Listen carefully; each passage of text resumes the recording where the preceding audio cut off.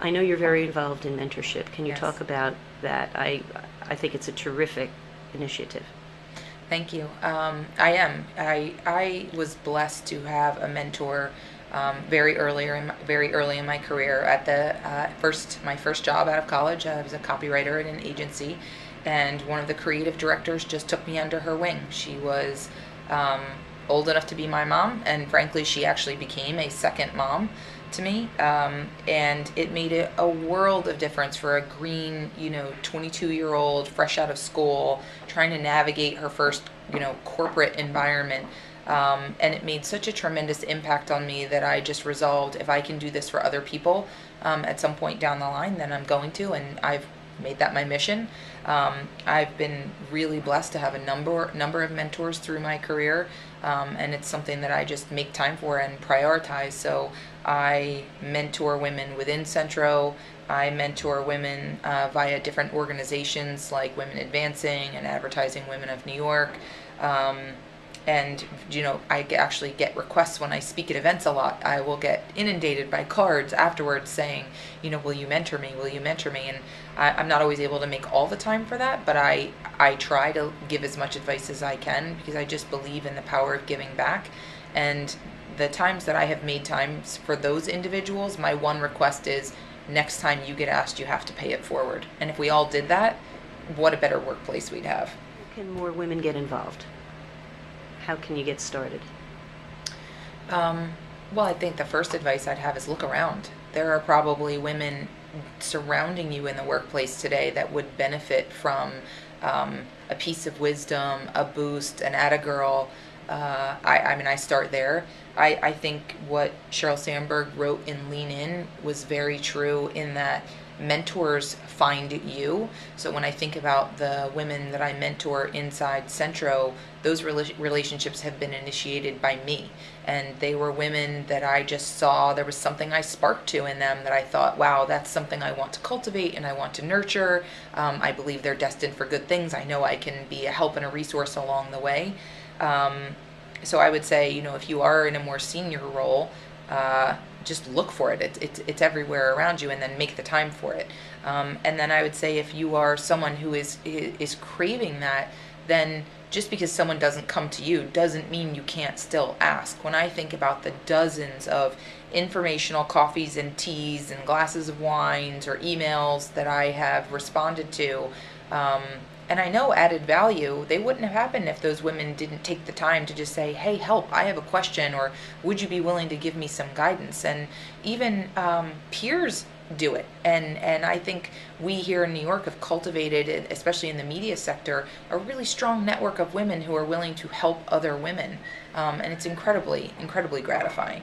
Apropos of your mention of Sheryl Sandberg's book, how do you maintain work-life balance? What recommendations could you give, advice? Oh God, I could go on about work-life balance for a long time. Look, I struggle with this. I have two young children at home. I have twins who are 5. I travel a lot, or at least I am right now, and that's, it feels like it's taking a toll. Here's some of the best pieces of advice I've gotten and implemented. Number one is, I don't think it's ever a balance. It's more about work-life integration, and I guess if you think about it like a scale, it's going to go up and down like this, and you kind of have to be ready to just be on that seesaw and know there are going to be times where work is getting a little bit more of your attention, and there's going to be times where family is getting a little bit more of your attention, and to just be conscious of riding that wave and managing it as best you can. But to think that they're ever going to be in perfect balance, I might get that for like half an hour at a time, here and there. It doesn't really happen that way. The other thing that has been maybe one of the most helpful for me is something that's purely mental. It's just a mindset shift, which is to have a new relationship with my guilt.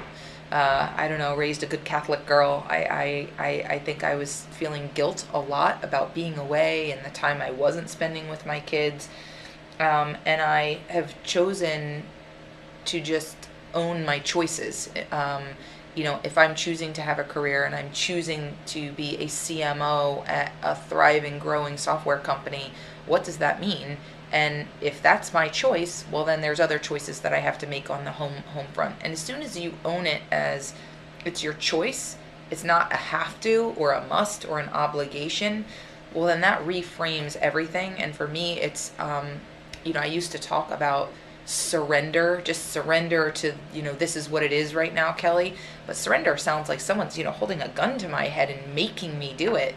Whereas if I just choose to accept, these are my choices, and now I have to accept the ramifications of those choices, suddenly it puts me less in a victim mindset and more in a more powerful mental position to just deal with the challenges. And it is hard. It's really hard. If you want to be a great executive and you want to be a great mom, it doesn't mean you can't do both. You just might not do both the way you thought you would. So you're on the board of Women Advancing. Yes. What type of work do you do for that? Okay. When I first heard about Jack's organization, I think it was 2.5 years ago now, I was immediately, drawn in. The whole point of the group was about mentoring for women in media. Obviously a topic that's near and dear to my heart, and I raised my hand and said, I'd like to be involved. I'd like Centro to be involved. And last year they asked me to join their board of directors, specifically thinking about initiatives for working moms. Being a working mom has honestly been one of the most rewarding yet difficult challenges of my career. As I mentioned, to be the kind of marketer that I want to be and the kind of mom that I want to be, I find that juggle to consume a lot of time and energy. I just believed, and I believed in Women Advancing, that if we can use this organization as a platform to help other mothers, sometimes it's just as simple as, let me be heard, let me commiserate or share some of my struggles and know that I am not alone. There's tremendous comfort in hearing how other women are solving some of the challenges about, balancing a job that requires travel, and how does that impact your husband or your husband's job or your daycare or your childcare situation. The idea that you can just connect and brainstorm and develop a sense of community around a shared and common issue is tremendously powerful. And I'm so excited for Women Advancing to create that opportunity for community and connection.